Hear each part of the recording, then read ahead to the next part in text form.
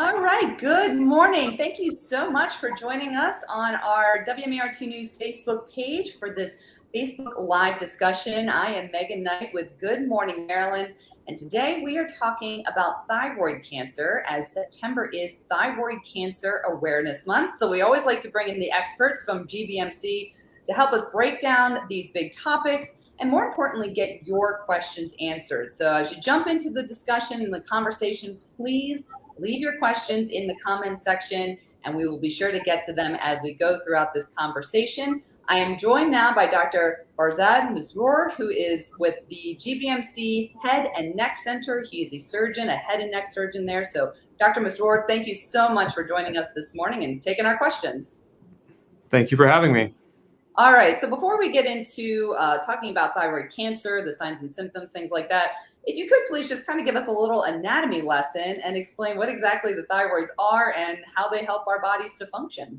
Sure. So the thyroid gland, it sits in the front of our windpipe. It's a butterfly-shaped organ, again, right in front of the windpipe. And its primary job is to make a hormone that we call thyroid hormone.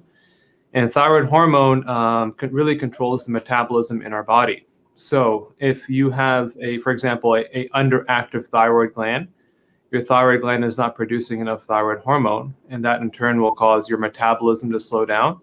And so then you can develop symptoms like weight gain, decreased energy, cold intolerance. And conversely, if you have too much thyroid hormone, then your metabolism is too high, and you can have, unintended weight loss, kind of tremors, and heat intolerance. So you feel too hot all the time.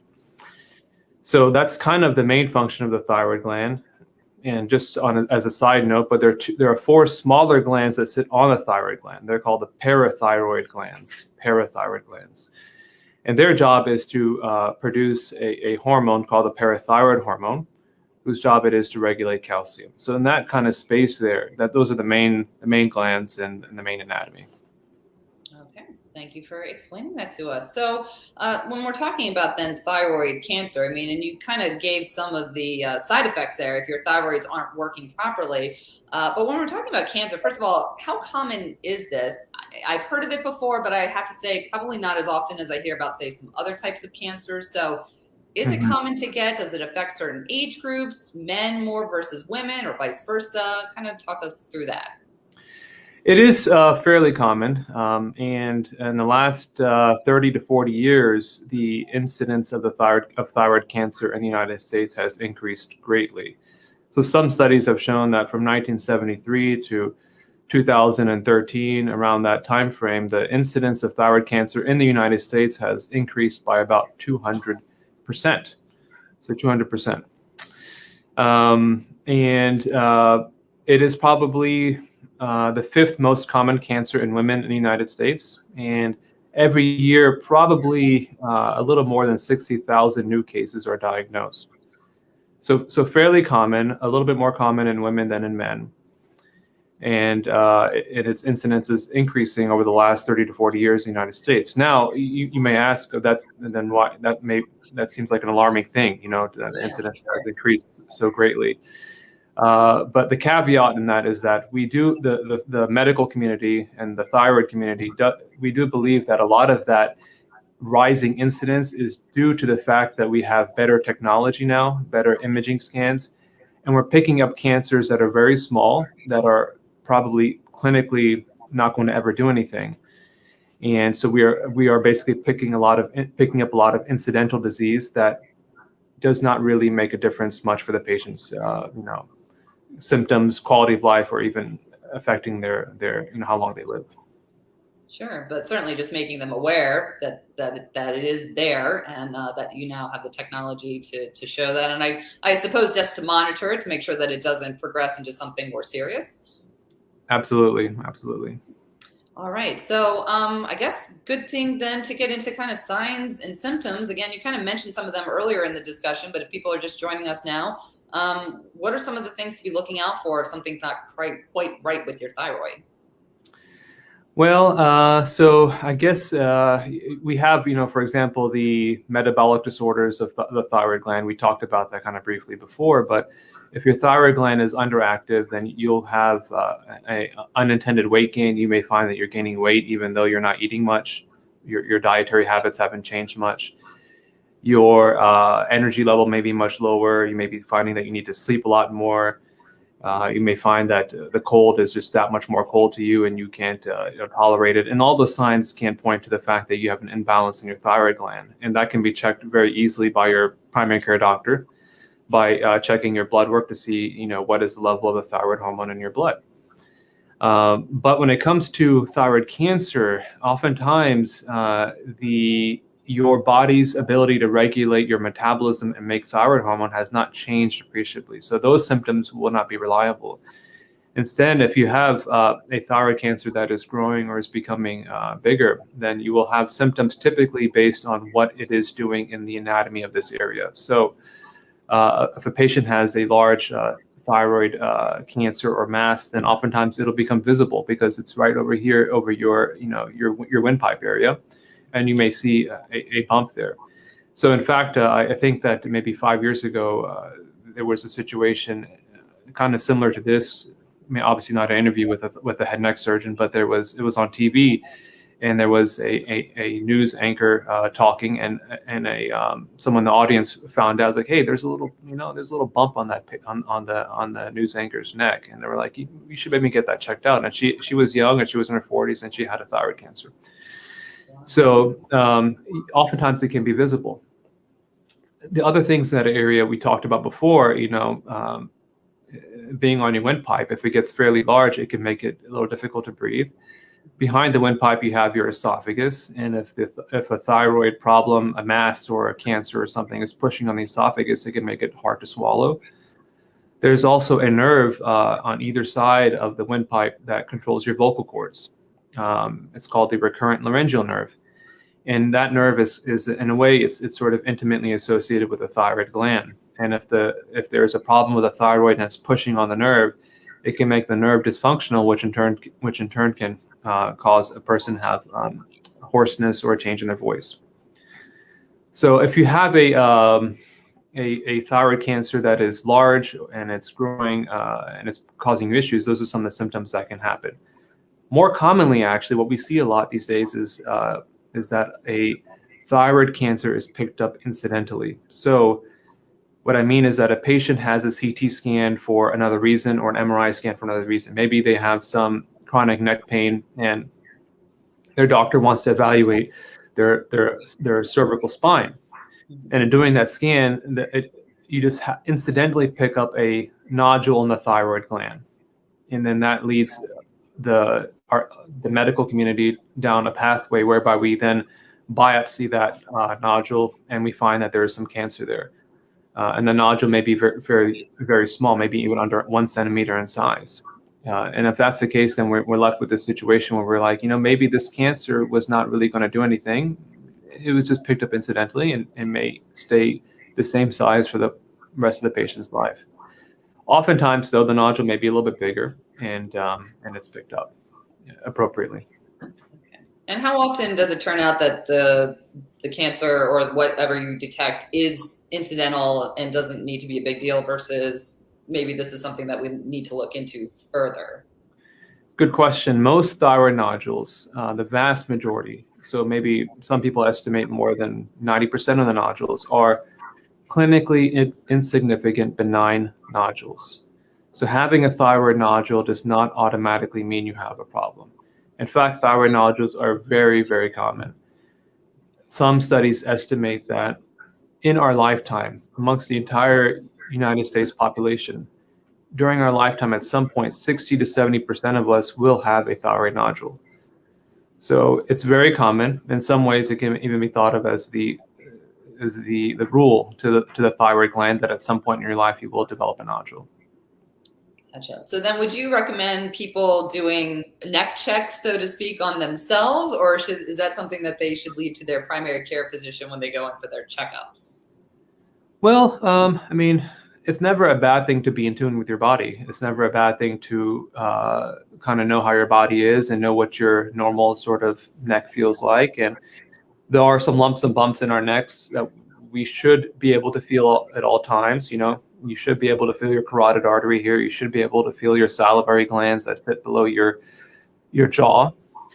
And but having a bump or something that is new to you or is unusual, that is very helpful because patients are their best advocates, and they should own their body and be in charge of it. So it's I never say it's a bad thing to check out your neck. Now, if you were to ask me the question, should we just do ultrasounds, on our neck just to see what our thyroid gland looks like? I would say no, don't do that, because it may be opening up a can of worms, and like Pandora's box. Yeah. Sure. And just if you do feel something, just know that doesn't necessarily mean that you have thyroid cancer, but perhaps you want to go talk to your doctor and just, double check and make sure it's okay. Exactly. Yeah. All right. Well, for anyone just joining our Facebook Live discussion, thanks so much for joining the conversation. Just wanted to remind you, we are talking about thyroid cancer with Dr. Masroor from the GBMC Head and Neck Center. So if you have any questions for Dr. Masroor, you can comment it on the in the comment section, ask it in the comment section, and we will be sure to ask him through this conversation. All right, so we kind of gone over signs and symptoms, what's exactly going on with our thyroids, if cancer does impact it. So, of course, we want to talk about treatments. What are some of the treatments that you offer at GBMC if you do have a patient who comes in and having some issues with their thyroids? Well, it depends on what is causing the issue. So if you have a thyroid issue, say you have a goiter. A goiter is just a generic term for a very big thyroid. And it does not necessarily mean that there's a cancer issue. It does not necessarily mean there's a metabolic issue. The thyroid gland could just be filled with nodules and be very large and causing some symptoms, either pushing on the windpipe, pushing on the esophagus. It may just look unsightly. A person would be walking around with an obvious enlarged thyroid gland in their neck. But so surgery can fix that fairly easily. It can be done very safely, removing the thyroid gland. Now, if you have thyroid cancer, then we want to know what is the extent of the thyroid disease. Is it just in one thyroid lobe, and is it small? Is it in multiple spots in the thyroid gland, or is it very big? Has it gone beyond the thyroid gland into the neighboring structures? Has it gone into the windpipe or into the vocal cord nerve or into the esophagus? Has it spread to lymph nodes in either the central neck or the lateral neck? Has it gone to other parts in the body, lungs, bones, liver? That thyroid cancer can do that. So based on all those things, we can treat it. And so if the disease is localized and has not spread far and wide, then doing surgery can be curative, meaning that it can remove the disease entirely and do it safely and in a way whereby it should not come back. There are other things we do as well on top of surgery that can help eliminate the risk of it coming back, such as radioactive iodine, which is basically it uses the fact that most thyroid cancers, not all, but the most common type of thyroid cancer, it absorbs iodine, and iodine is important in thyroid hormone. It absorbs the iodine, and you can tag it with a radioactive chemical, which then selectively destroys thyroid cells. And lastly, even with patients who have disease that is, say, incurable in the sense that it's gone to other parts in the body, there are a lot of new drugs or medicines these days that are very targeted, and they can be used to target the most common sort of genetic abnormalities, molecular abnormalities in thyroid cells, and can keep the disease in check for many, many years with minimal side effects, and can prolong a person's quality of life considerably. All right, very good. Looks like we have some people who are just joining our conversation, Dr. Masroor. So they would like you to repeat the symptoms or just what to look for if you have any concerns about your thyroids. So I like to think of it in a couple of ways. So first, you can have a metabolic disorder, a thyroid metabolic disorder, which is probably very common. And that can be, again, the thyroid gland, its responsibility is to make a hormone called thyroid hormone. And thyroid hormone is really the hormone that controls the metabolism in your body. So for example, if you have too much thyroid hormone, meaning you have hyperthyroidism, then your body is kind of like an overdrive all the time. You may find that you have difficulty sleeping. You may find that you have too much energy. You may find that your hands are shaking. You have a tremor in your hands are shaking very easily. And you may find that you're losing weight even though you don't want to lose weight.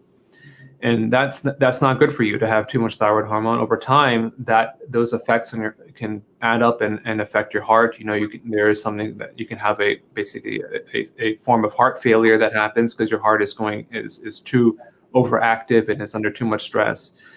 You can have poor, bone loss, and many kinds of things can happen. So hyperthyroidism is definitely something that needs to be treated. On the flip side, if you have too little thyroid hormone, then you will have hypothyroidism or underactive thyroid, and that'll cause you to have weight gain even though your diet has not changed much. It can make you feel very tired all the time. You may find that some people, their skin starts to change a little bit, they lose hair, and that is very common too. And obviously we need to know that as well, because if you have too little thyroid hormone, that's not a good thing either. Now, when it comes to thyroid cancer, which is a different ballgame, and thyroid cancer, the most common way it's found these days is usually kind of in an incidental fashion, whereby we find a thyroid nodule by way of a test that was done for another reason. But if you have a thyroid cancer that is quite large or growing quickly, then the symptoms would typically be based on pushing on structures anatomically in that area. So either your windpipe, your esophagus, or the nerve that controls the vocal cord, or sometimes other symptoms too. But those symptoms, if it's pushing on your esophagus, you will have a hard time swallowing. If it's pushing on your windpipe, you can have a hard time breathing. If it's affecting your vocal cord nerve, you can have changes in your voice or hoarseness. All right. Well, thank you for going over those symptoms again. And again, if you're just joining in and maybe you've missed some parts of our conversation with Dr. Masroor, we will post this on our Facebook page so you can watch the whole discussion in its entirety. We have someone here, Dr. Masroor, who just commented that they had thyroid cancer and actually got their thyroid taken out a month ago, which is something that you just touched on when you were talking about treatments as well. So when you have to get your thyroid taken out, I mean, talk about the recovery aspect of that. Is that something that could take weeks or months? I would say, again, it depends on the extent of surgery, but the majority of cases, if it's just your thyroid that's removed and nothing else needs to be removed, it's a very safe surgery, and the recovery is very, very quick. It does not cause much pain. A lot of patients do just fine with Tylenol and ibuprofen after surgery. They don't need anything stronger. A lot of patients after thyroid surgery can go home the same day and start eating, liquids the first day and then go back to regular diet the day after. And so the recovery can be quite quick, and you can get back to normal activities quite quickly as well. So within a couple weeks, you can get back to some regular exercise. And a lot of my patients, they actually ask me, they're so surprised at how well they feel after a couple of days that they want to go back to work. And so the recovery can be quite good. Well, that's very good to hear. I mean, and it sounds like too, technology, like in all aspects of medicine, really has played a large part in, like you mentioned, detection and also treatment. And you were saying to me before the conversation too, that with thyroid disease and thyroid cancer, you have discovered, or doctors have discovered, that less is really more when it comes to treating this. Is that correct? That's true. And in the beginning of our talk here, we did talk about the fact that a lot of thyroid cancers are being found incidentally, and there has been a big increase in thyroid cancer in the United States over the last 40 years or so. But some reports saying maybe 200%. And a lot of that it kind of points to the fact that I think we're finding thyroid cancers at a very early stage that would otherwise not go on to cause any issues in the patient's life if no one ever looked. And that the term we use for that sometimes is microcarcinomas, and they're just basically incidental findings. And a trend that is happening now in the United States, and this is kind of being patterned along studies that came out of Japan in the 1990s, was that for select patients with very small cancers, you can even actually just watch it with ultrasound and see if it grows or not. And a lot of these patients, even after 5 years, their cancers never grow. and they do just fine, even though they've had a diagnosis of thyroid cancer. They don't get any treatment for it. And then conversely, if there is some sort of growth on a regular checkup with an ultrasound, then you can intervene very quickly and take care of it without having lost any ground. So this is something which a lot of centers in the United States are now starting to think about. For example, in Memorial Sloan Kettering, they've done a lot of work on this as well. Is this idea of active surveillance, meaning that you just do regular checkups with ultrasound, and you see if this is something that is going to become an issue or not. And so likewise, also, we do recognize that patients do very well with thyroid cancer, the typical kind of thyroid cancer. And maybe I'll just take a step back now and just kind of emphasize that there's very different types of thyroid cancers. The vast majority are something called differentiated thyroid cancers. But you also have other kinds of cancers like medullary thyroid carcinoma or anaplastic thyroid carcinoma, which are different entities altogether. Okay, and those tend to be more aggressive cancers. They are rarer than the differentiated thyroid cancers. They're not common at all, but if they do happen, they need to be treated very aggressively. But for the sort of the bread and butter thyroid cancer, differentiated thyroid cancers without any bad features on their biopsy, less tends to be more. And so, for example, if you have a small cancer in one of the thyroid lobes, just removing one half of the thyroid gland is sufficient. You don't have to remove the entire thyroid gland as they did maybe 20, 30 years ago. And so this is an area of active research, and we're learning more about it. But again, I think your way of putting it, less is more, is kind of apt. Another question for you, Dr. Masroor, is there a test for thyroid cancer, and does it make your lymph nodes swell up? Is there a test for thyroid cancer that would make your lymph nodes swell up? So the way we typically test for thyroid cancer is we typically will do a biopsy of something that looks suspicious. And again, this is for differentiated thyroid cancer. So if you have a nodule in your thyroid gland that was discovered, the way to diagnose it, of whether it's cancer or not, is something by doing a needle biopsy. The technical term that's often used is something called a fine needle aspiration, or FNA. And what that entails is that we put a small needle into the thyroid nodule, we suck up some cells into a syringe, and then that gets put onto a slide, and a pathologist looks at it to see if the cells are abnormal or not. And if there is thyroid cancer there, then you can have a fairly good idea with this test of whether there's thyroid cancer or not. Same reason, if you have a lymph node that looks abnormal, we tend to biopsy those the same way, with a needle into the lymph node. And I do think that sometimes with these needle biopsies, either in your thyroid gland or in the lymph node, it can make those structures swell up a little bit. That's not uncommon, but it should go down with time. Okay, so pretty painless, I guess, to biopsy this and to just check and make sure what the situation is. It's a very easy procedure and relatively painless. Very good. And again, if you have any other questions, we're probably just about to wrap this up, but if you have any last minute questions for Dr. Masroor, please get them in. So I think you kind of touched on this just a little while ago, but talk about too the recurrence rate. If you are diagnosed with thyroid disease or thyroid cancer, is this something that once you have it, you kind of have to watch for it the rest of your life? Or if once treated, then you don't have to worry about it? The recurrence rate depends on a number of things. It depends on what stage your disease was.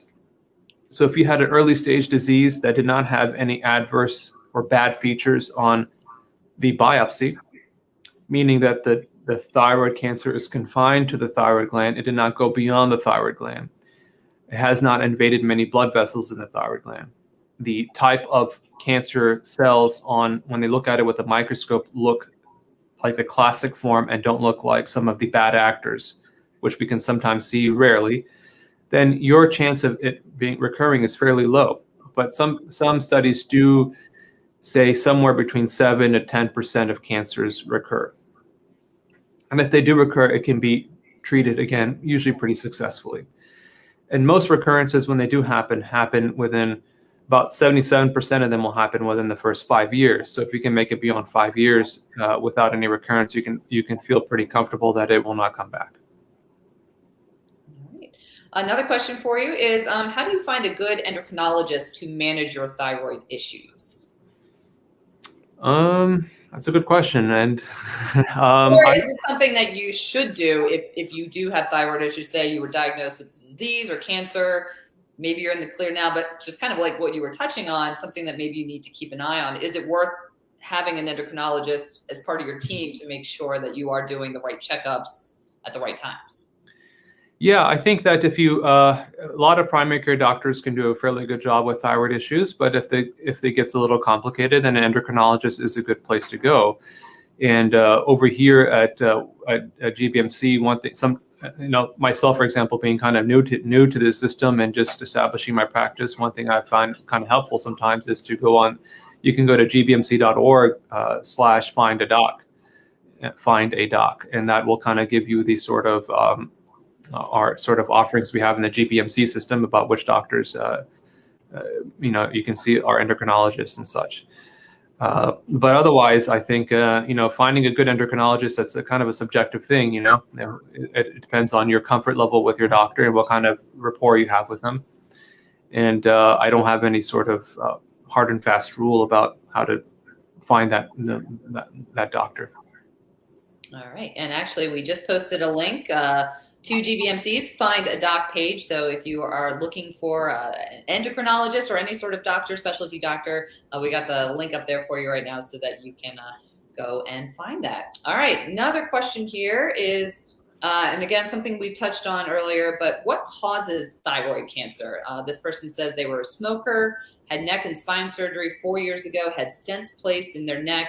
They're noticing their throat is sore more often and making it hard to swallow. So she wants to know if she should get her thyroid checked.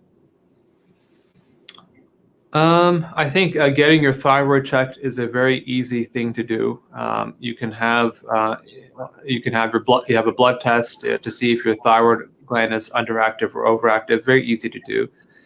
Very common test to be done.